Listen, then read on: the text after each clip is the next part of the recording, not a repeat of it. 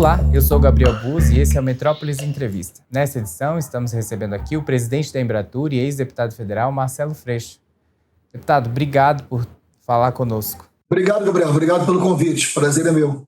Nessa edição, nós vamos falar sobre o julgamento dos mandantes do assassinato da ex-vereadora do Rio de Janeiro, Marielle Franco, e do seu motorista, Anderson Gomes. Para começar, deputado, eu queria que o senhor fizesse um balanço do que significa esse julgamento e qual a sua expectativa para esse desfecho no Supremo Tribunal Federal. Depois de 8 anos, né? Bom que se diga, a gente está falando de um assassinato ocorrido no dia 14 de março de 2018. Então, é evidente que não é razoável imaginar que uma família, que os amigos, que todos, que a justiça brasileira, né, tem que aguardar tanto tempo, né? É algo tão brutal, algo que marcou a história do Brasil, porque o país passou a acompanhar isso de perto, houve uma reação social muito forte, não só no Brasil, inclusive, o que surpreendeu muita gente, principalmente os assassinos, mas finalmente se chega ao momento do julgamento dos mandantes, visto que o assassino é um réu confesso, né? Os assassinos, né? São um réu confesso, e eles estão já presos, né? Estou falando do Rony Lessa e o Queiroz. Enfim, o que a gente espera é um julgamento que nos leve a ter clareza, né, dos fatos, do que aconteceu, das razões desse mando, de um crime tão covarde, tão bruto, tão nefasto, né, para a história do Rio de Janeiro. A gente está falando de uma jovem, de uma mulher negra, eleita, vereadora, que fazia um trabalho incrível. Eu tive a sorte e tive o privilégio de conviver muito com a Marielle. Foram 10 anos trabalhando juntos, lado a lado, né? E ela só saiu do meu mandato de deputado estadual para ser eleita vereadora, e ficou como vereadora um ano e pouco, e até a sua vida ser interrompida. Então, o que a gente espera é que seja um julgamento com muita clareza, claro, nós defendemos a democracia, então com direito de defesa, mas que se chegue realmente à verdade dos fatos. Queria perguntar também, deputado, sobre o julgamento ser no Supremo Tribunal Federal. Qual o simbolismo que tem esse julgamento? O senhor foi um dos defensores da federalização, que acabou não acontecendo, mas eu queria que o senhor falasse sobre esse simbolismo do julgamento ser aqui na Suprema Corte, em Brasília. Esse caso não foi federalizado. Esse caso, na verdade, está no STF, porque um dos seus mandantes é um deputado federal, né? Essa é a razão. É muito difícil no Brasil algum caso ser federalizado. Assim, são raríssimos os casos federalizados, porque para isso acontecer, a justiça tem que determinar ou tem que entender que existe uma inviabilidade completa de uma investigação local, que raramente acontece. Mas é importante, nesse contexto, na sua pergunta, dizer que a entrada da Polícia Federal para investigar a investigação, né, porque quando a Marielle é assassinada, existe muita obstrução da investigação. Aliás, há uma outra denúncia feita pela PGR de obstrução, né? Essa denúncia já está apresentada, de obstrução, independente do mando, né, dos mandantes. Independente disso, existe uma outra denúncia de obstrução da investigação, feita pela Polícia Civil. E essa denúncia de obstrução, ela deixa muito claro, assim, só para você ter uma ideia, assim, o carro de onde partiu os tiros do Rony Lessa, que assassinaram a Marielle e o Anderson, esse carro nunca foi achado pela Polícia Civil, né? Em vários momentos, a tentativa de colocar um outro autor, né? O que na gíria policial se fala em embuchar alguém. Coisas básicas, como procurar as câmeras por onde o carro poderia ter saído e achar o destino desse carro, não foi feito, né? Trocaram os delegados 5 vezes, o delegado do caso. Isso é para quem não quer achar o culpado, né? Então, esses elementos levaram a uma época a ver a investigação da investigação. Foi quando a Polícia Federal entrou no caso. E isso foi muito decisivo, né, para que a gente conseguisse chegar a algum resultado. E foi o ministro, na época, o ministro da Justiça, Flávio Dino, quando assume o Ministério da Justiça, hoje o ministro do STF, mas quando assume o Ministério da Justiça, ele, na sua posse, se compromete a resolver o caso Marielle, mostrando uma distinção muito grande daquilo que estava prevalecendo de quem comandava a Polícia Civil do Rio de Janeiro nessa época. E aí, mais uma vez, a Polícia Federal também entrou na investigação, e se não fosse isso, nós não teríamos a delação do Rony Lessa, nós não teríamos a prova e não teríamos a prisão desses mandantes para que a gente possa chegar a esse julgamento. Então, acho que isso foi muito importante, e sem dúvida alguma esse caso estar na mão do ministro Alexandre de Moraes é outra coisa também importante, porque talvez não chegássemos a um julgamento como esse, porque foram muitos os que tentaram fazer com que a justiça não fosse feita. Então é um dia, sem dúvida, muito importante para a democracia brasileira e para o Rio de Janeiro. O senhor avalia que se a Polícia Federal não tivesse entrado no caso e até o Ministério da Justiça depois de 2023, o caso teria sido julgado, só os executores e os mandantes nunca teriam respondido pelo crime? Olha, primeiro que se não fosse a pressão da sociedade, nem os executores nós chegaríamos. Que é bom lembrar que o executor só foi preso 1 ano depois da morte da Marielle. 1 ano depois da morte da Marielle. E porque a pressão internacional foi grande, a pressão da sociedade foi grande, a família foi incansável na luta pela memória e pela justiça desse caso. Então, 1 ano para se prender o executor. E o executor preso na mesma cela, no mesmo presídio do seu comparso, o que evidentemente não geraria nenhuma possibilidade de delação premiada ou de algum tipo de delação. Foi preciso a Polícia Federal assumir o caso para que fossem separados, para que a delação aparecesse e abrisse novamente um caminho de produção de provas, visto que nós ficamos ali quase 5 anos com destruição de provas.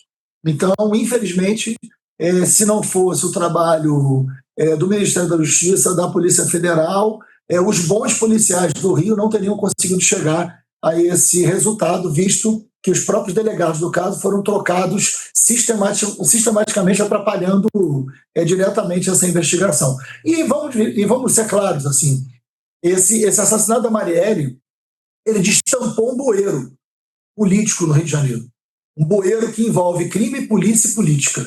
Esse bueiro foi destampado pelo assassinato da Marielle. O escritório do crime, um grupo de assassinos profissionais que sempre matou para o jogo do bicho, para as máquinas caça-níqueis, sempre matou para o crime organizado, nunca foi investigado, nem pelo Ministério Público e nem pela Polícia Civil. A Delegacia de Homicídios fingia até aquela época que nunca tinha ouvido falar do escritório do crime. Assassinos profissionais como Adriano da Nóbrega e o próprio Rony Lessa matavam sistematicamente e nunca foram investigados, nunca botaram o pé numa delegacia como réu. Então, evidentemente, essa impunidade estruturante do Rio de Janeiro alimentou outros poderes que se fortaleceram muito.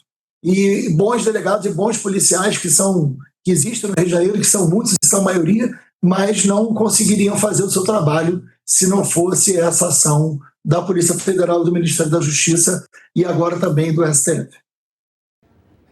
Deputado, tem também um personagem interessante nessa história, porque ele se apresentava como aliado da família, né? Chegou a confortar a família, que é o delegado Rivaldo Barbosa.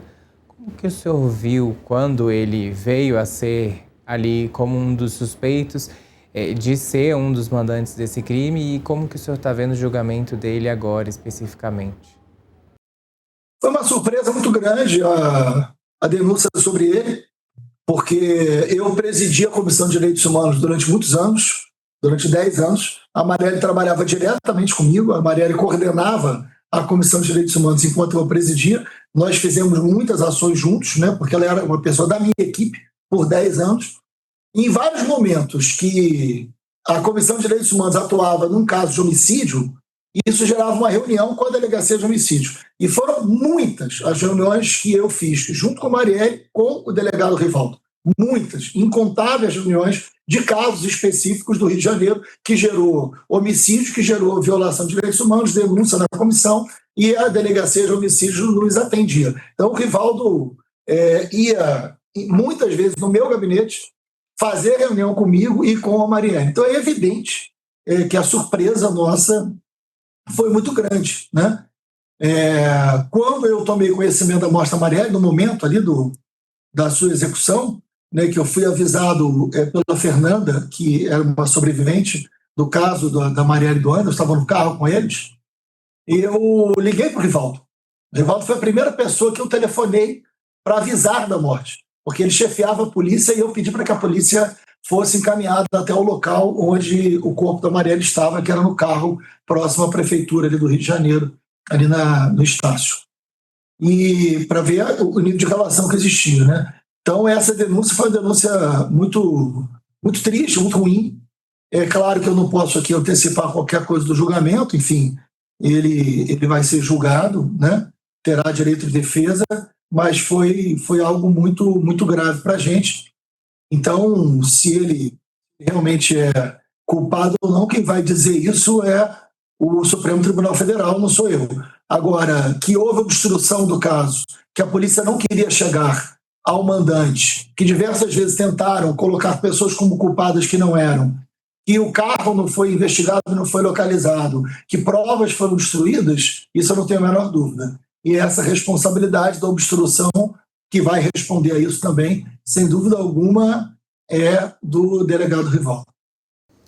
E para fechar, eu queria que o senhor comentasse quem era Marielle Franco. O senhor era amigo dela, conhecia, tinha uma trajetória ao lado dela, eram correligionários do mesmo partido naquela época.